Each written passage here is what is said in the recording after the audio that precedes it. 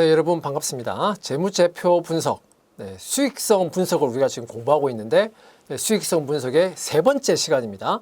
네, 우리 바로 직전 제2강에서 수익성 분석 중에서 ROI, 투자 이익률 분석에 대해서 우리가 좀 자세하게 공부했습니다. 거기서 뭐 자산의 측면에서 또는 자본 조달의 측면에서 좀 더 자세하게 이렇게 공부를 했는데, 자, 거기서 공부했던 그 ROI를 오늘은 좀 더 추가적으로 한번 분석해서 ROI에 대한 추가 분석을 통해서 그걸로 좀 더 유용한 정보를 한번 획득해 보자 이겁니다. 그래서 ROI에 대한 추가 분석에 대해서 공부를 좀 해보겠습니다.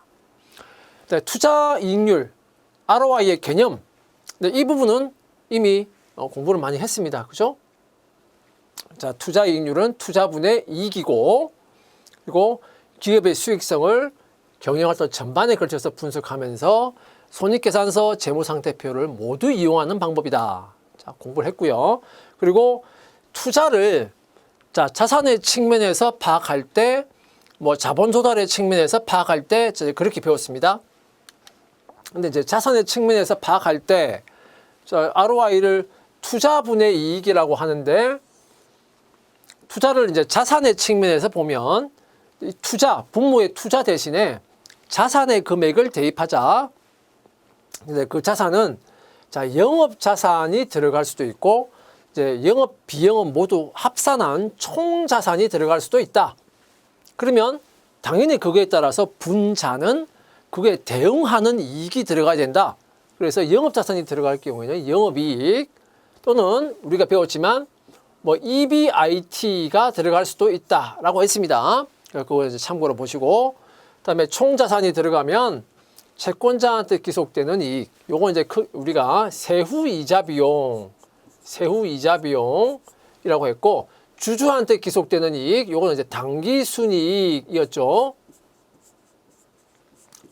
그래서 요게 분자의 총 자산에 대응하는 이익으로 분자에 들어갈 수 있다 이거예요.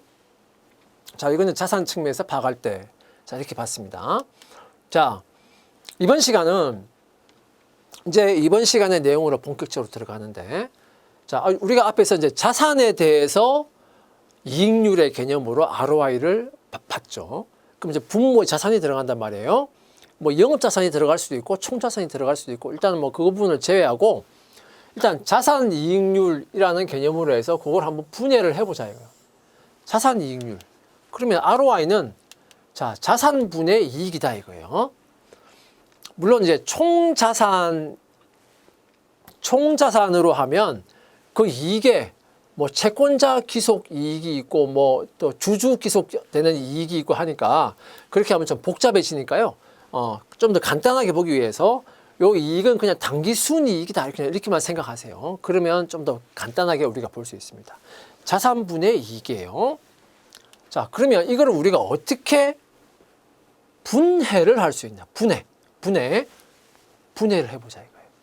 자, 이거는 분해를 해보면 매출액분의 이익, 이렇게 하나가 되고요.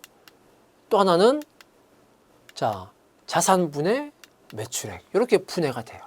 그러면 매출액은 여기 이렇게 없어지니까 결국은 자산분의 이익이잖아요. 그죠?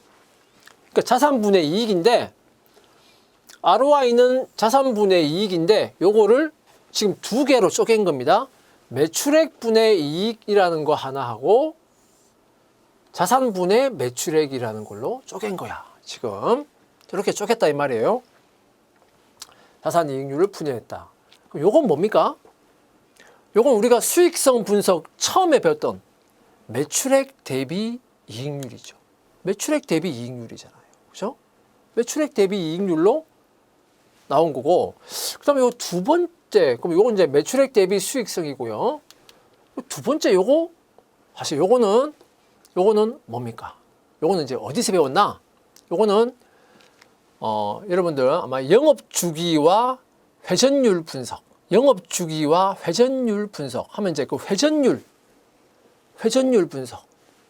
자, 이게 바로 회전율입니다. 회전율, 자산 회전율이에요. 여러분들 회전율 분석에서 회전율이 뭐다 배웠을 거 아닙니까? 그죠? 회전율이 뭐였습니까? 자산 회전율이다 그러면 우리 회사에 자산이 10억이 있어요. 우리 회사에 자산이 10억이 있어. 그런데 우리 회사는 이 10억의 자산을 가지고 얼마의 매출을 하고 있냐? 100억의 매출을 하고 있다. 그러면은 우리 회사는 가지고 있는 자산으로 몇 배의 매출을 창출하고 있다? 10배의 매출을 창출하고 있다. 이걸 우리가 회전율이다 이렇게 말하는 거다 그랬어요. 회전율이다. 한마디로 10억의 자산을 10번 돌려서 매출액을 지금 100억을 만들어내고 있는 거예요. 그래서 이제 회전율이라는 말을 쓰는데 이제 회전율이라는 이제 말을 쓰면 용어를 쓰면 이게 회전한다는 게 자꾸 머릿속에 와가지고 이게 어떻게 회전된다는 거지? 개념이 빨리 안 올 수도 있어요. 안 올 수 있는데 회전한다 자꾸 거기에 집착하지 마시고요. 이 자산을 가지고 영업활동을 해서 매출을 하는 거잖아요. 매출을. 자, 그러니까 결국은 자산을 잘 활용을 해야 매출이 증가하겠지. 그죠?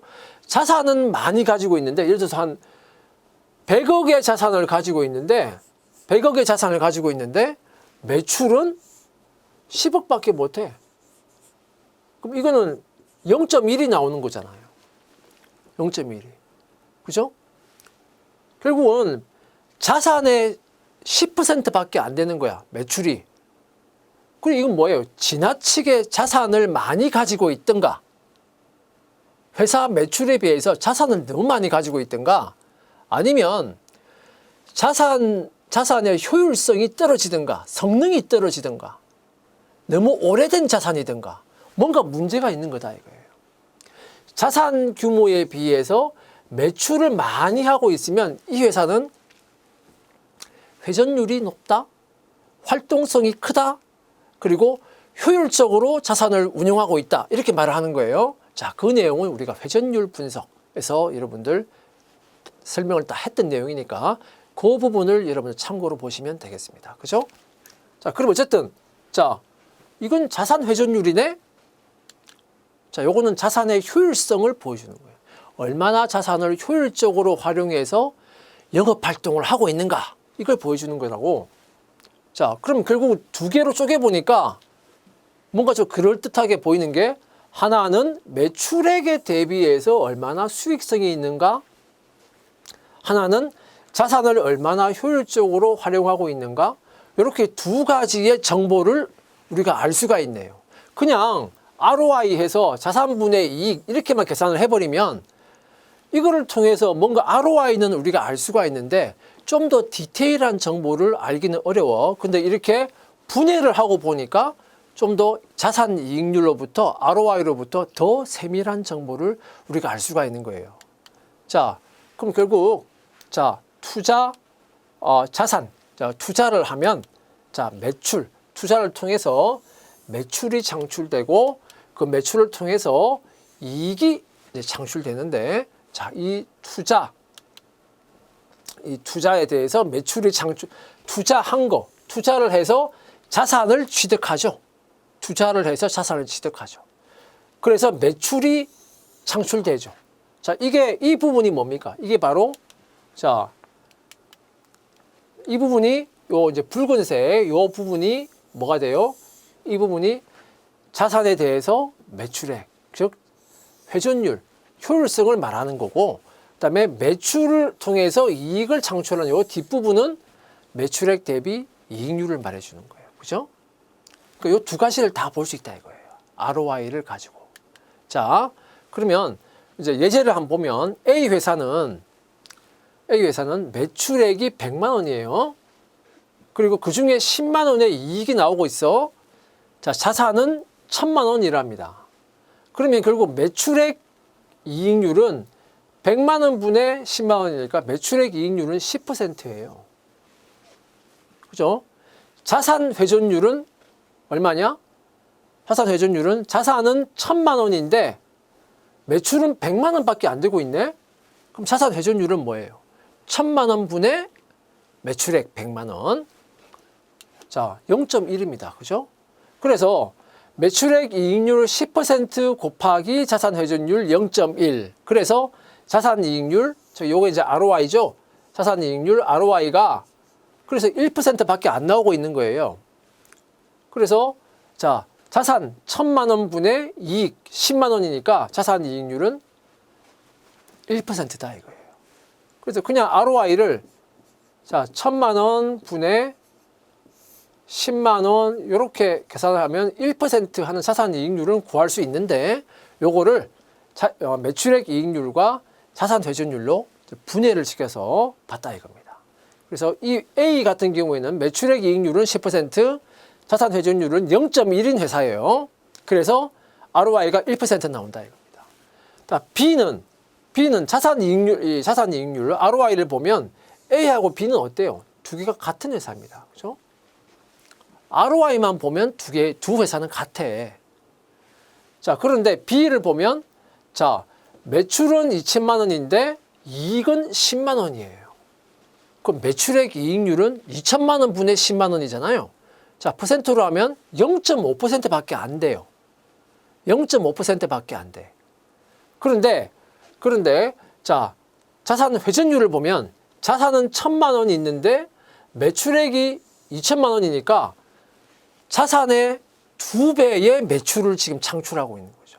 그래서 자산 회전율은 2가 나오는 겁니다.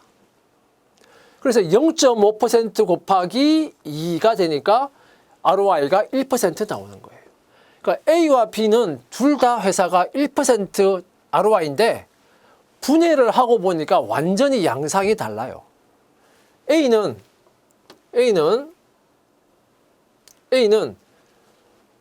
매출액 이익률이 10%, B는 매출액 이익률은 0.5%. 절대적으로 어느 회사가 큽니까?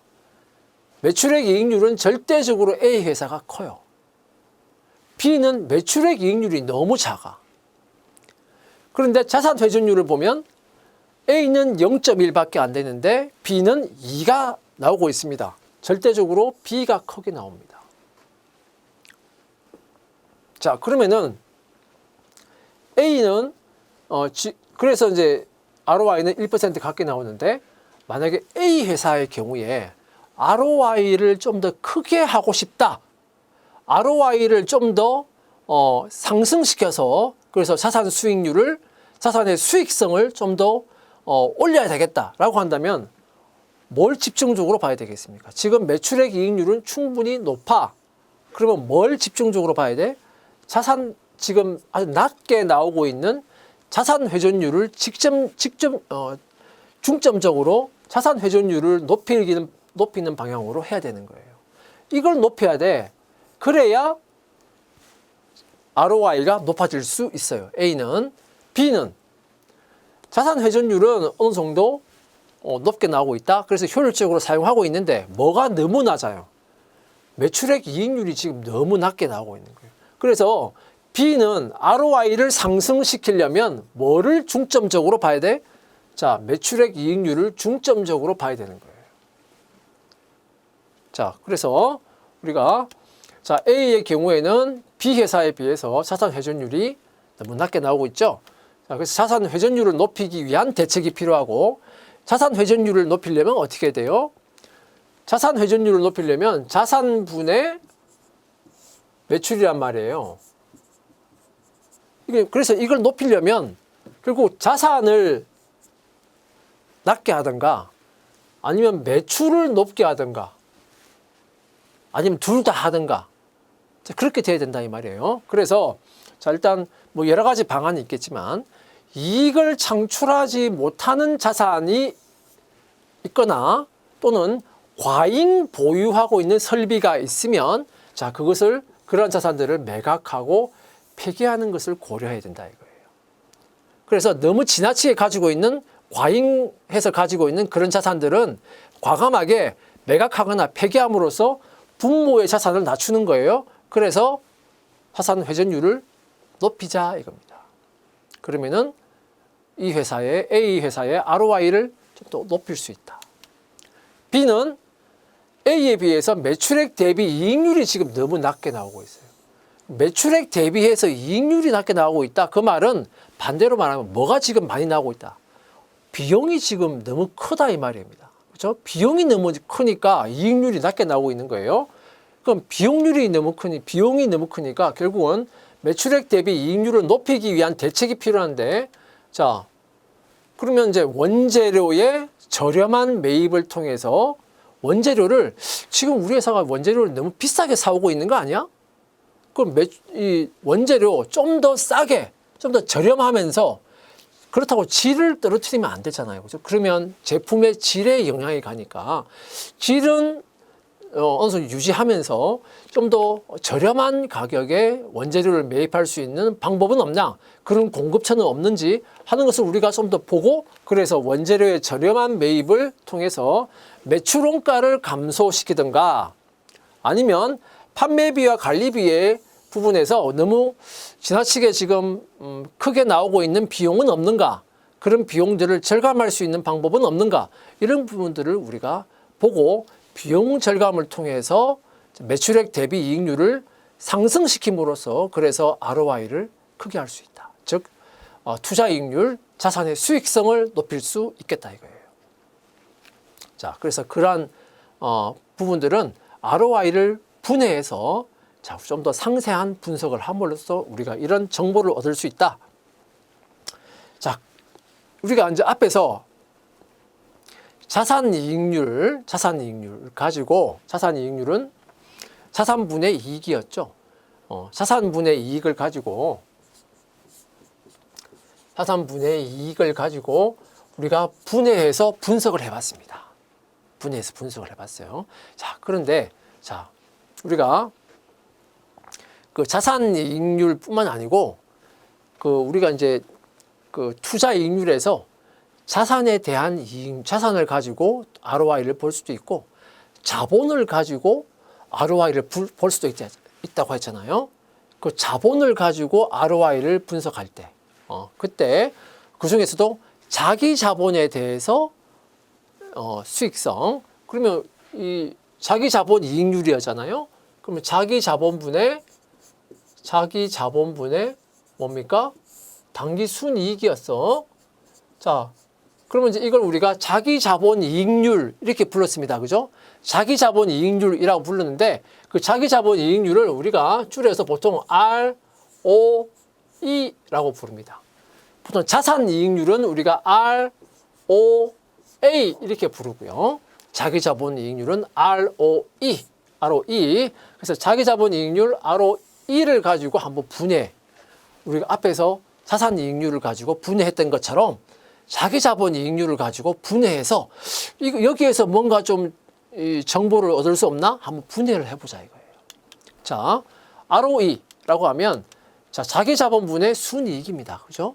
자, 이거를 이제 한번 분해를 해보자 이거예요. 그런데 우리가 앞에서 ROA, 자산 이익률을 가지고 분해를 했으니까 뭔가 자산 이익률을 분해한 것을 뭔가 이용을 할 수 있지 않을까? 그걸 한번 이용을 해서 해보자.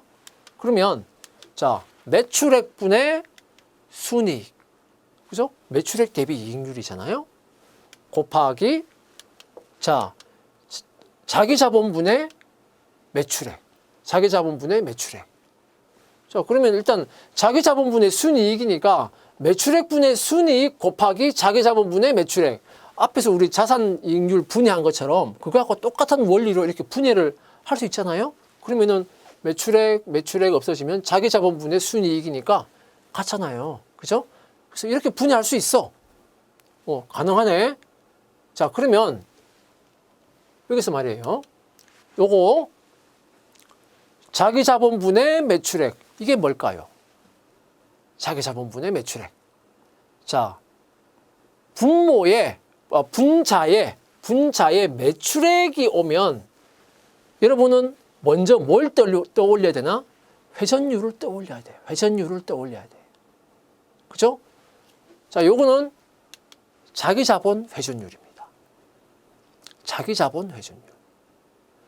분모에 자산이 오면 자산 회전율이 되고 분모에 자기 자본이 오면 자기 자본 회전율이 되고 그런 거예요. 그죠?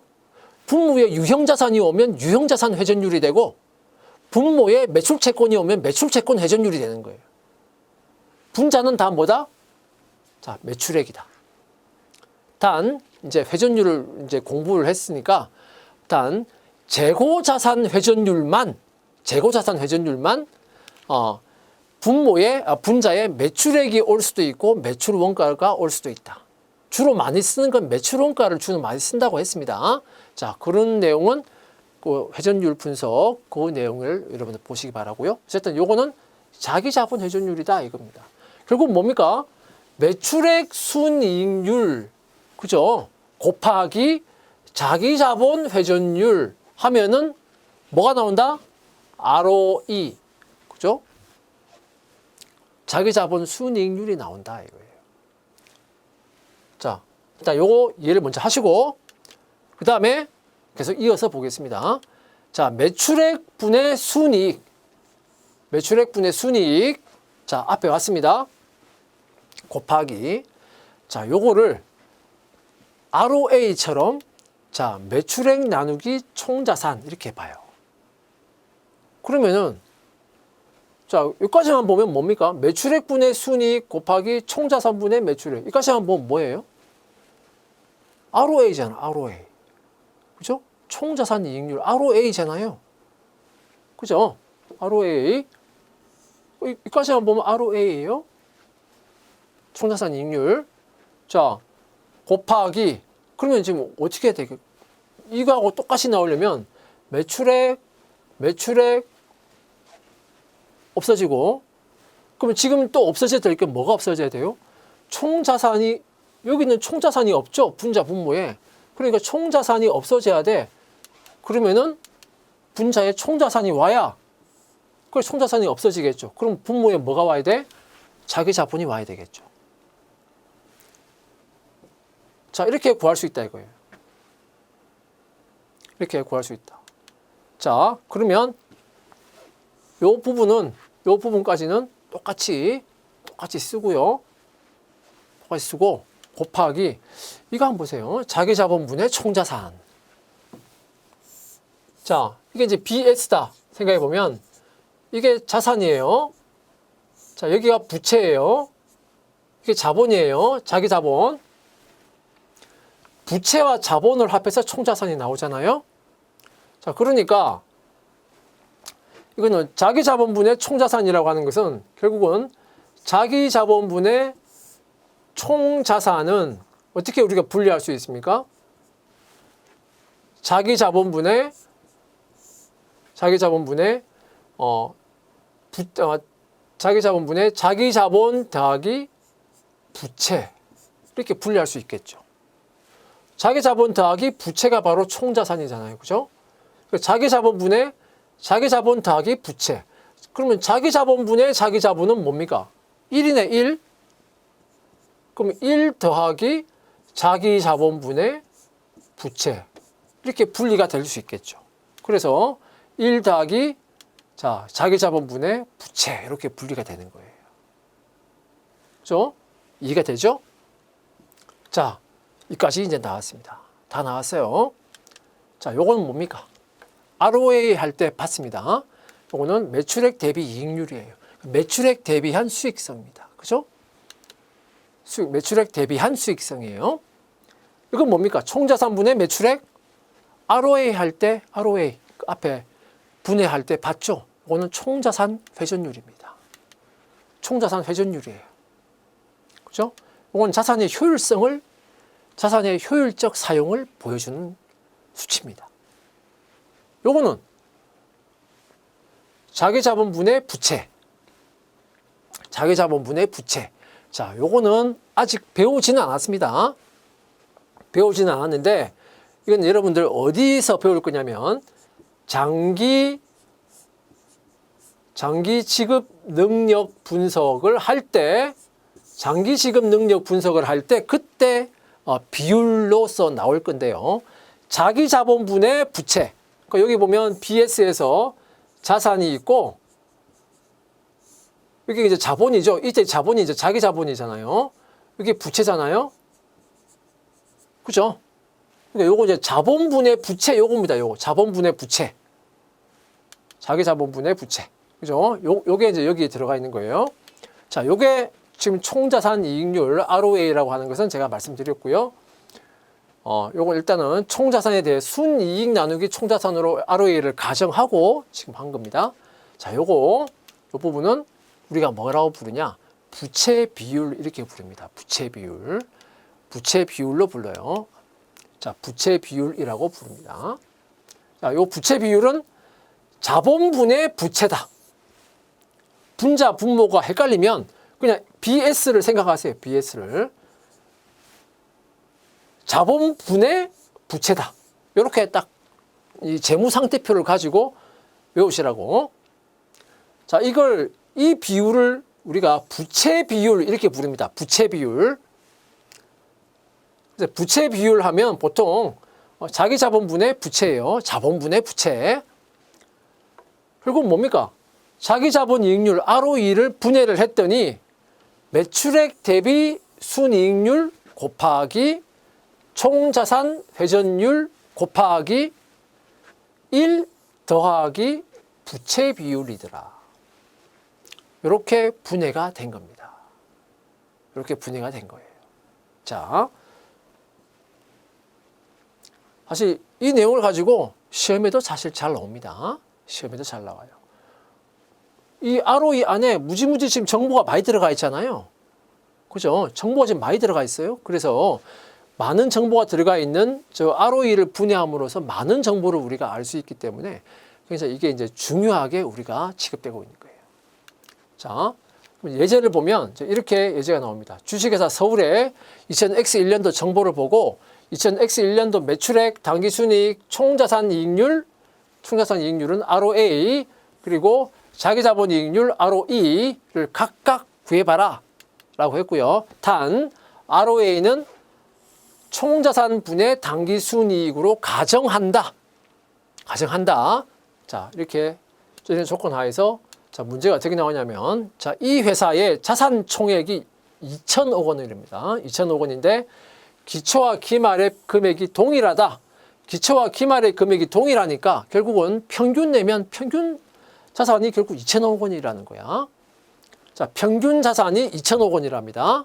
그 다음에 매출액 순이익률은 지금 10%예요. 그 다음에 총자산 회전율은 0.5랍니다. 0.5. 부채 비율, 자본분의 부채 비율이 300%랍니다. 퍼센트로 하면 300이고 그냥 숫자로 표시하면 3이라는 거야. 3. 그러니까 자본분의 부채가 3이라는 거야. 그죠? 자본분의 부채가 3이라고 하는 거예요. 이 말은 무슨 말입니까? 부채가 자본보다 몇 배가 많다?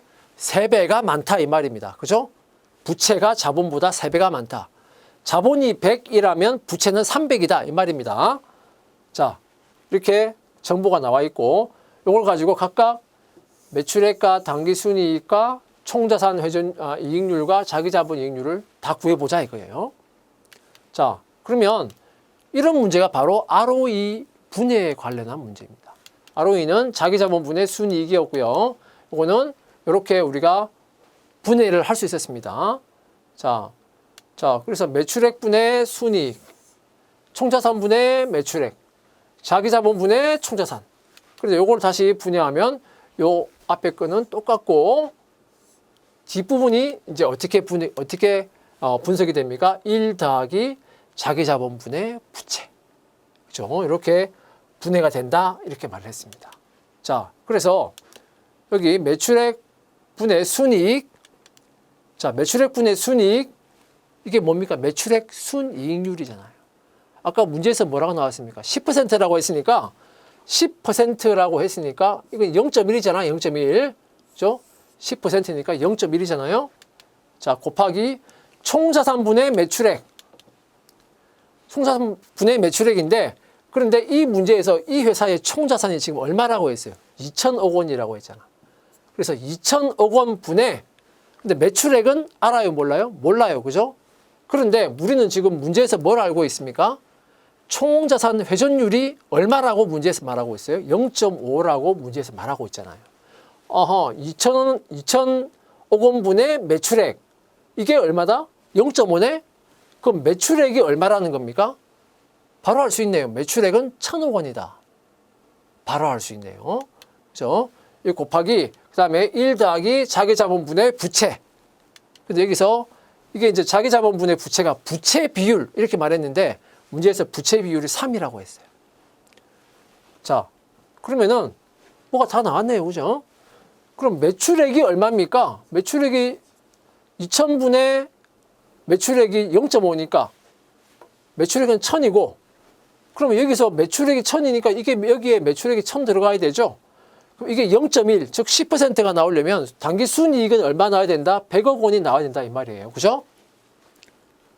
자, 그러면은 자, 매출액은 1,000억 원이고요. 당기 순이익은 100억 원 나옵니다. 100억 원 나와요. 그다음에 자, 총자산 이익률은 얼마나요? 총자산 이익률은 0.1 곱하기 0.5 하면 0.05. 그죠? 그러면 5% 이렇게 나오겠죠. 그래서 총자산 이익률은 5% 이렇게 나옵니다. 0.1 곱하기 0.5. 즉 0.05. 5%. 총자산 이익률은 5%. 그다음에 또 문제에서 뭘 구하라고 했다? 자기 자본 이익률을 구하라고 했잖아요. 자기 자본 이익률은 ROE잖아. ROE. ROE는 뭐 곱하기 뭐 곱하기 뭡니까? 매출액 순이익률 0.1, 10% 곱하기 총자산 회전율 0.5 곱하기 자, 1 더하기 3이니까 결국 얼마입니까? 1 더하기 3이니까 이건 4죠. 1 더하기 3이잖아요. 그죠? 4죠. 그럼 0.1 곱하기 0.5 곱하기 4 하니까 자기 자본 이익률은 얼마 나옵니까? 20%. 자, 이렇게 나온다 이거예요. 그렇게 각각 다 구했습니다. 문제에서 구하라고 하는 내용을 다 구했어요. 자, 이해가 되시죠? 자, 이 충분히. 그 다음에 재무 레버리지 지수라고 하는 개념 여러분들 조금 아셔야 되겠는데, 재무 레버리지 지수는 뭐냐? 자, 우리 앞에서 뭐 ROA도 받고 ROE도 받고 다 봤습니다. 재무 레버리지 지수라고 하는 것은 뭐냐면 총 자산 이익률 분의 자기 자본 이익률. 자, 총 자산 이익률 분의 자기 자본 이익률을 가지고 계산한 그 비율이 바로 재무 레버리지 지수라고 하는 거예요. 재무 레버리지 지수. 자, 그러면 우리가 재무 레버리지라는 말은 이제 종종 잘 나오는데, 재무 레버리지라는 말은 전체 자본 구조 중에서, 전체 자본 구조라고 하는 것은 부채를 얼마나 쓰고 있느냐, 자기 자본을 얼마나 쓰고 있느냐, 그 구조를 말하는 거예요. 그 전체 자본 구조 중에서 이자 비용을 지급해야 되는 그런 부채를 얼마만큼 쓰고 있느냐, 부채의 상대적 규모가 크냐 작으냐 하는 것을 우리가 재무 레버리지 이렇게 말을 합니다. 자, 그런데 이제 지금 여기서 재무 레버리지의 지수를 구하는 거잖아요. 그죠? 자, 그럼 그걸 총자산 이익률을 가지고 자기 자본 이익률을 구하는데, 아니, 재무 레버리지라는 게 부채의 상대적 규모라던데, 여기에는 부채에 대한 어떤 내용도 지금 들어가 있지 않죠? 부모와 분자에. 그럼에도 불구하고 이걸 계산하면 이 재무 레버리지와 관련한 지수를 우리가 알 수 있다 이 말이에요. 자, 자기 자본 이익률은 ROE입니다. 그죠? 자기 자본분의 순이익이었어요. 자, 그 다음에 총자산 이익률은 우리가 자, 분모에는 이제 총자산이 들어가는데, 총자산은 자기 자본 더하기 부채. 그죠?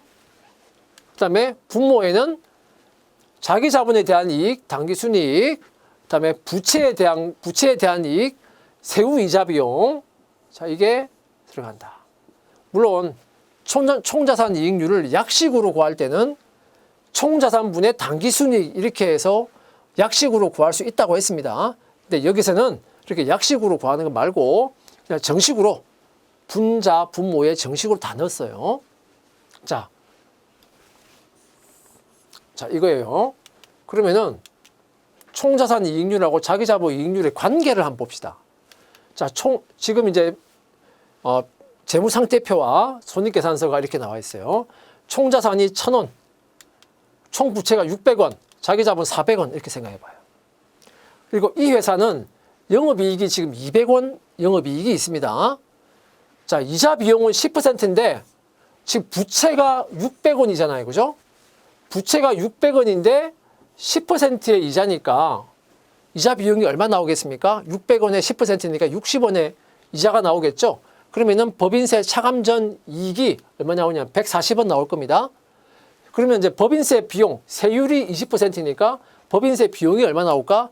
28원 나올 거예요. 그럼 당기순이익은 112원 나올 겁니다. 됐죠? 자, 이 상태에서 자, 자기 자본 400원. 자기 자본 몫인 이익이 뭡니까? 당기순이익이잖아요. 당기순이익이 112원이잖아. 그죠? 그러면은 자, 자기 자본에 대한 이익, 당기순이익, 자기 자본 이익률입니다. 그게 그럼 자기 자본 이익률, 이게 자기 자본 이익률이에요. ROE입니다. 자기 자본 이익률이야. 그러면 400분의 112원입니다. 그러면은 28%가 나와요. 자기 자본을 가지고 자기 자본으로 열심히 영업을 해서 당기순이익을 28%의 당기순이익을 지금 얻고 있는 거예요. 자기 자본 이익률이 28%입니다. 그 다음에 이 부채 600원 부채에 대해서 지금 부채를 600원 부채를 쓰고 있는데 600원의 부채를 쓰면서 그 채권자에게 이자를 줘야 될 거 아닙니까? 우리 회사는. 근데 얼마의 이자를 주고 있냐? 그러니까 채권자한테 기속되는 이익이 얼마냐? 일단 기본적으로 지금 60원이에요. 그죠? 60원인데 자, 세금이 있으면 그 이자 비용이 존재하면 세금이 줄어드는 효과가 있다 그랬습니다. 그죠? 그래서 세후 이자 비용을 우리가 계산해야 되죠. 그죠? 그래서 여기 보면 이자 비용, 이자율이 지금 법인세 세율이 20%니까 자, 이 세율까지 고려하면 이자를 실질적으로 얼마를 우리가 쓰고 있는 거냐? 60원 곱하기 자, 1 마이너스 세율 0.2 하면은 자, 48원만큼의 이자를 실질적으로 주고 있는 거예요. 왜? 이자를 60원 주는 것 같은데 명목상으로는 이자를 60원 주는데 그것 때문에 내가 딴 데서 세금을 되돌려 받네? 그러니까 결국은 순수하게 보면 나는 이자를 얼마 부담하는 거다? 48원 부담하는 거다 이 말이에요. 그 이야기죠? 그죠? 그래서 결국은 이 부채 600원에 대해서 내가 순수하게 부담하고 있는 이자는 60원이 아니고 실제로는 48원이다. 그래서 600원의 부채에 대해서 내가 부담하고 있는 실질적인 이자는 48원이다. 그리고 채권자한테 기속되는 그 이익률을 생각하면 그건 8%예요. 자, 보세요. 600원에 대해서는 8%죠. 400원에 대해서는 28%죠. 그러면 전체 총자산 1,000원에 대해서는 평균적으로 몇 %의 수익률이 나올까? 600원에 대해서는 8%, 400원에 대해서는 28%. 그러면 전체 1,000원에 대해서는 몇 %? 자, 그건 결국 평균을 구하는 겁니다. 평균. 평균을 구하긴 구하는데 그때의 평균은 이 가중치를 고려해야 돼요. 왜? 28%는 400원밖에 없어요. 8%는 600원 있는 거예요. 그죠? 비중이 다르단 말이에요. 자, 그러면은 자, 600원 부채에 대해서는 600분의 48이죠. 이건 8%입니다. 그죠? 400원 자기 자본에 대해서는 자, 400분의 110이죠. 이건 28%예요. 근데 총 자산은 지금 얼마입니까? 1,000원이죠. 결국은 8%는 1000분의 600, 0.6이고요. 28%는 1000분의 400, 40%입니다. 그죠? 자, 이렇게 해서 구하면 그게 바로 뭐가 된다? 그게 바로 총자산 이익률이에요. 그게 총자산 이익률인데 그 총자산 이익률이 바로 16%가 나오는 거다 이 말입니다. 총자산 이익률이 16%가 나온 겁니다. 자, 그러면 재무 레버리지 지수 한번 봐요. 총자산 이익률은 16%입니다. 16%예요. 총자산 이익률은 16%입니다. 자, 그리고 자기 자본 이익률은 여기 있죠? 28%예요. 자, 그러면은 1.75가 나옵니다. 1.75. 1.75가 나와요. 자, 그러면은 1.75가 나오는데, 자, 1.75라는 말은 뭡니까? 자기 자본 이익률이 총자산 이익률보다 몇 배가 더 크다는 거야? 1.75배가 더 크다는 거예요. 그죠? 총자산 이익률보다 자기 자본 이익률이 더 크다는 거야. 왜 이런 현상이 벌어집니까? 상대적으로 지금 이자 부담이 작기 때문에 이런 현상이 벌어져요. 그죠? 자기 자본 이익률은 커요. 이자 부담은 작아요. 그러니까 총자산 이익률은 그 사이에 숫자로 나오는 거예요. 그러니까 총자산 이익률보다 자기 자본 이익률이 더 큰 거지. 이야기는 결국 이자 부담이 상대적으로 작다는 걸 말해주고 있는 거예요. 1.75라는 거는. 그래서 이거는 결국 재무 레버리지 지수가 1보다 크다는 이야기는 뭐냐? 총자산 이익률보다 자기 자본 이익률이 더 큰 거기 때문에 부채로 인한 이자 비용을 내가 부담하고도 자기 자본 이익률이 크게 나타나는 거예요.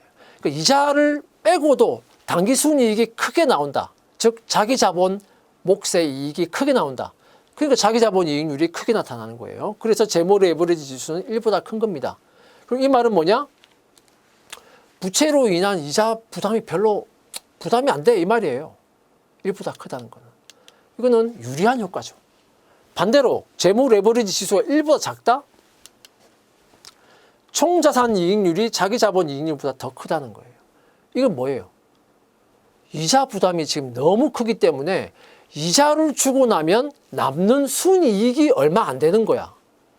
이자 부담이 너무 크니까 이자 주고 나서 남는 순이익이 얼마 안 돼. 그러니까 자기 자본 이익률이 너무 작게 나오는 거예요. 자, 그 이야기입니다. 그래서 부채로 인한 이자 비용 부담 때문에 자기 자본 이익률이 낮게 나온다. 그래서 재무 레버리지 지수가 1보다 작아지는 겁니다. 자, 이거는 이자 부담이 크다는 것을 말해주는 거기 때문에 장기적으로는 지급 능력과 수익성이 저하될 위험이 있다는 걸 보여주고 있는 거예요. 지금 현재 이자 부담이 너무 크다는 것을 보여주는 거니까 그럼 그 이야기는 뭐냐? 장기적으로 지급 능력이 떨어지고 이자 부담 때문에 수익성까지 떨어질 그런 위험이 있다 하는 것을 보여주는 거다. 그래서 재무 레버리지 지수가 중요하다 이 말입니다. 자, 예제를 보면 두 회사는 동일한 자본 구조를 가지고 있으나 영업이익 수준이 다르다. 두 회사의 자기 자본 이익률, 총자산 이익률, 재무 레버리지 지수를 구해봐라. 이거 있습니다. 자, 재무상태표와 손익계산서가 있어요. 자, 총자산은 1,000원, 총부채는 600원, 자기 자본 400원. 자, 요거는 같다고 했습니다. 두 회사인데 요 구조는 같아. 그런데 이제 다릅니다. 영업이익이 달라요. 영업이익이 300원이고 이자 비용은 10%입니다. 근데 부채가 600원이니까 600원의 10%니까 어떻습니까? 60원의 이자 비용이 나오죠. 법인세 차감전 이익이 240원, 법인세 비용은 20%니까 48원의 법인세, 당기순이익은 192. 요게 이제 요거를 우리가 A 회사라고 생각합시다. A 회사. 그다음에 B 회사는 자, 영업이익은 80원이에요. 요 구조는 같은데 영업이익이 지금 다르답니다. 두 회사에. B는 영업이익이 80원이에요. 자, 이자 비용은 60원이죠. 600원의 10%니까 60원 같습니다. 그죠? 그러니까 법인세 차감전 이익이 20원밖에 안 남아요. 법인세 비용은 4원입니다. 그죠? 20%니까 세율이. 자, 당기순이익은 16원이에요. 자, A 회사와 B 회사. 저 구조는 같고 영업이익이 지금 다르답니다. 자, 됐죠? 자, 그러면은 A 회사의 경우에는 자기 자본 이익률을 구해보면 자, 자기 자본 이익률을 보면 자기 자본은 400원인데 당기 순이익이 192원 나옵니다. A 회사는 자기 자본 이익률은 48% 나와요. 총자산 이익률을 보면 자, 총자산 이익률은 총자산은 1,000원인데 자, 192원은 당기 순이익이죠. 192원은 당기 순이익이고요. 그다음에 이자 비용은 60원. 그런데 자, 세후 이자 비용이니까 1 마이너스 세율까지 해야 되죠. 그럼 총자산 이익률 하면 24%예요. 그러면 재무 레버리지 지수 하면 총자산 이익률 분의 자기 자본 이익률 하면 0.24분의 1에서 48이죠. 2가 나옵니다. 자기 자본 이익률이 총자산 이익률보다 2배입니다. 2배. 자, B 회사의 경우에는 자, 자기 자본 400인데 당기 순이익은 16밖에 안 돼요. 그래서 4%입니다. 총자산 이익률은 1,000원인데 총자산 자, 당기 순이익은 16원이고 자, 이자 비용은 60원. 그리고 세후니까 1 마이너스 세율. 해서 총자산 이익률을 구해보면 6.4% 나옵니다. 6.4%. 그죠? 그러면은, 자, 총자산 이익률 분의 자기 자본 이익률 하면은 어떻게 나옵니까? 0.625. 즉, 자기 자본 이익률이 총자산 이익률보다 더 작아요. 그죠? 그리고 1보다 작게 나왔습니다.